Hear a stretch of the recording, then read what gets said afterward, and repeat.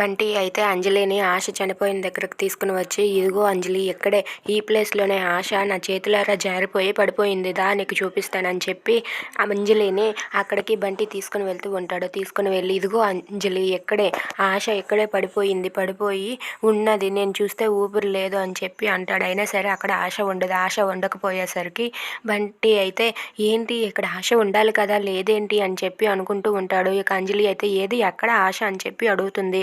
అయినా సరే అక్కడ అంజలి ఉండదు.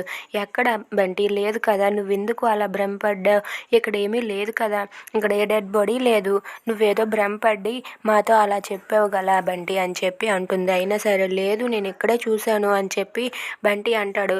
లేదు బంటి, అలా అయితే ఇక్కడ డెడ్ బాడీ ఉండాలి కదా, లేదు కదా అని చెప్పి అంజలి అంటూ ఉంటుంది. ఇంతలో సాగర్ అయితే అదే ప్లేస్ నుండి ఎవరినో చంపేసి ఎవరికి దొరకకుండా అక్కడి నుండి తప్పించుకుంటూ అలా జారుకొని ఇంటికి వెళ్ళిపోతాడు. ఇంటికి వెళ్ళాక వాళ్ళ అమ్మ, ఒరే ఏంట్రా చేతికి ఈ మట్టి ఏంటి, ఏమైంది, ఎక్కడికి వెళ్ళావు అని చెప్పి అడుగుతుంది. అయినా సరే సాగర్ ఏం కాదమ్మా అని చెప్పి తను వాష్రూమ్లోనికి వెళ్ళి వాష్ చేసుకుంటూ అలా తన ముఖం తను సీరియస్గా చూసుకుంటూ ఎస్ తన్ని చంపేశానని చెప్పి అనుకుంటూ ఉంటాడు.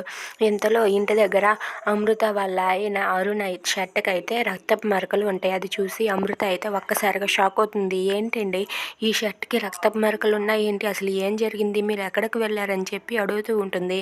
అయినా సరే అరుణ్ అమృతకి ఏమీ చెప్పకుండా ఏం కాదులే అని చెప్పి వాష్రూమ్లోనికి వెళ్ళి షర్ట్ అలాగే తన చేతులు క్లీన్ చేసుకుంటూ ఉంటాడు. If you like this video please like, share and subscribe. Thanks for